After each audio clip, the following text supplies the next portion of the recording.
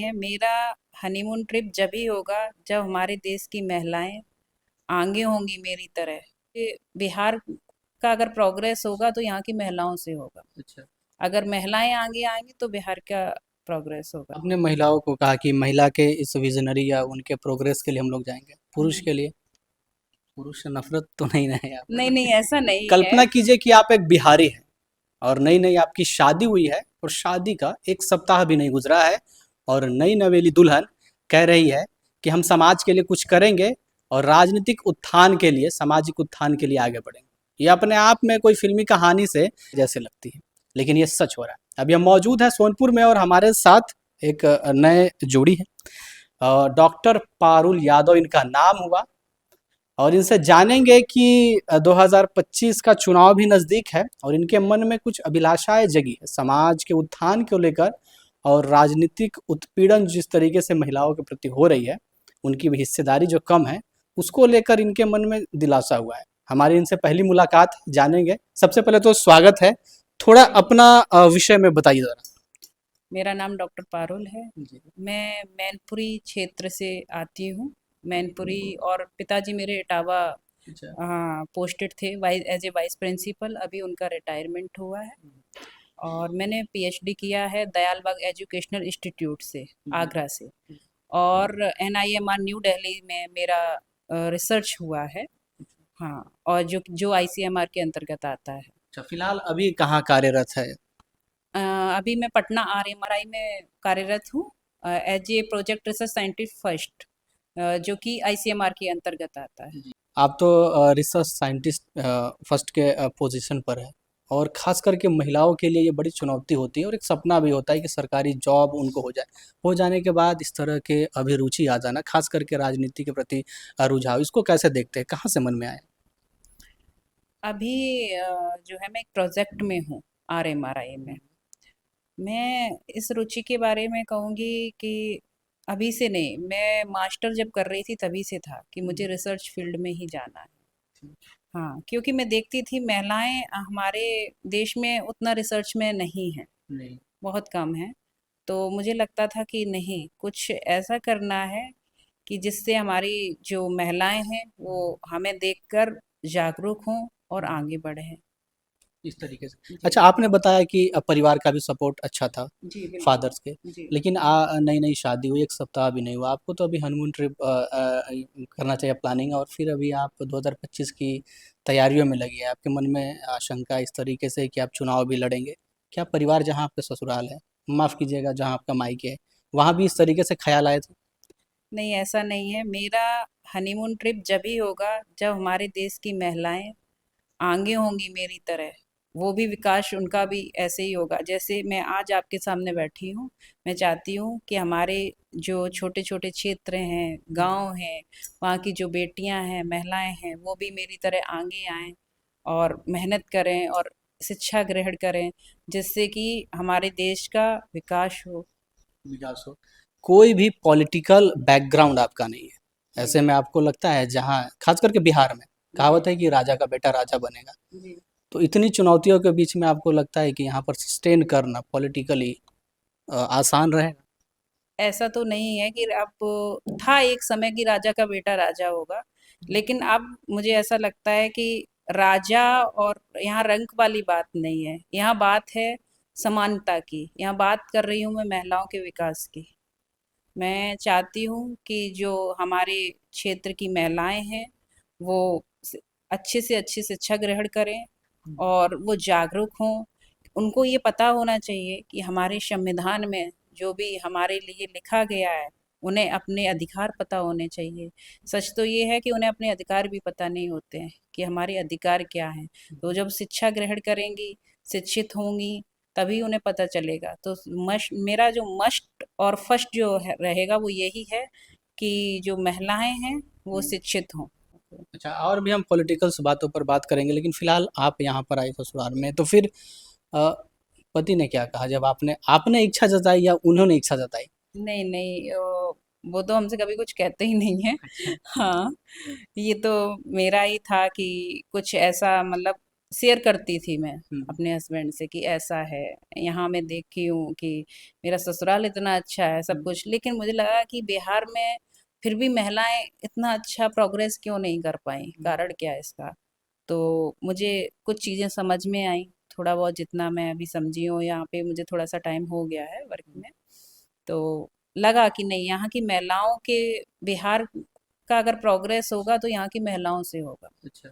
अगर महिलाएं आगे आएंगी तो बिहार का प्रोग्रेस होगा। तो जी हम लोग अक्सर देखते हैं खास करके जो लड़कियां होती है शादी से पहले मान लीजिए कि वो पढ़ाई कर रहे हैं, कभी कभी बीच में होता है कि उनकी शादी हो गई, तो हम्म, ससुराल में आते हैं तो पढ़ाई उनका कंटिन्यू हो ही नहीं पाता है। और यहाँ आप समाज बदलने की, राजनीति में क्रांतिकारी बदलाव की या महिला प्रतिनिधित्व बढ़ाने की बात कर रही है, तो हम्म। ये डिफरेंट बहुत देखने को मिल रहा है। तो क्या कहिएगा ससुराल वाले की तरफ से, सास ससुर कैसे हैं, आपके हस्बैंड कैसे हैं? अच्छा, जो मेरे सास ससुर हैं, मैं उन्होंने उन, कभी ऑब्जेक्शन नहीं नहीं लगाया नहीं, उन्होंने कभी या ऑब्जेक्शन कोई नहीं आप किया है। जाएंगे तो फिर चूल्हा चौका कौन नहीं करेगा? नहीं, ऐसा कुछ नहीं है। वो बहुत, मैं उनको क्या बोलूं, मेरे लिए वो माता पिता ही हैं। सास ससुर तो बस कहेंगे कि शादी हुई तो एक नाम दिया जाएगा, लेकिन वो मेरे लिए माता पिता ही हैं। जैसे मेरे लिए वहाँ मेरे पापा और मम्मी थे, वैसे यहाँ पे मेरी माँ और बाबूजी हैं। मैं यहाँ पे अपने, जो मेरी मदर इन लॉ है, मैं उनको माँ बोलती हूँ, और जो फादर इन लॉ उनको बाबूजी बोलती हूँ। हम्म, तो मुझे कोई ऐसा चेंजमेंट ही नहीं दिखा, हम्म। मेरे ऊपर ऐसा कोई स्ट्रेस भी नहीं दिया गया कि आपको ये करना है, ऐसे करना है। एकदम फ्री, आपको जैसा अच्छा लग रहा है। मतलब बहुत ही किस्मत वाली बिहार में खास करके देखते हैं, जी जी महिलाएं जो शादी करके लाए तो उन्हें चूल्हा चौका बर्तन बच्चे इतना ही उनकी सीमा होती है, लेकिन आपकी तो सीमा बढ़ा दी गई, आपको तो कहा जा रहा है आप संसद तक जाइए।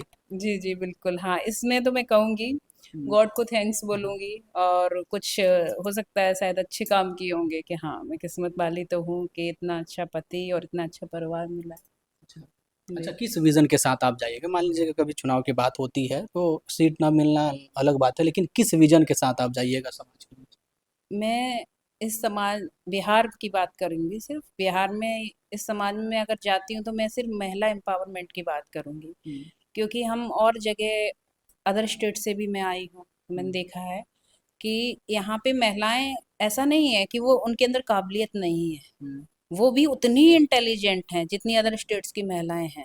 उनके अंदर काबिलियत है, लेकिन मुझे लगता है वो खुद भी आगे नहीं आना चाहती हैं। कहीं ना कहीं उनके अंदर डर है, या कुछ भी ऐसा संकोच रहता है कि नहीं, हम ऐसा कैसे कर सकते हैं। तो मुझे लगता है कि उन्हें जागरूक करने की बहुत ज़रूरत है कि जैसे मैं यहाँ आई हूँ, आप भी आ सकते हैं।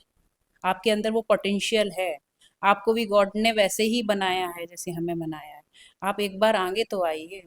जी। आपने महिलाओं को कहा कि महिला के इस विजनरी या उनके प्रोग्रेस के लिए हम लोग जाएंगे, पुरुष हम्म। के लिए?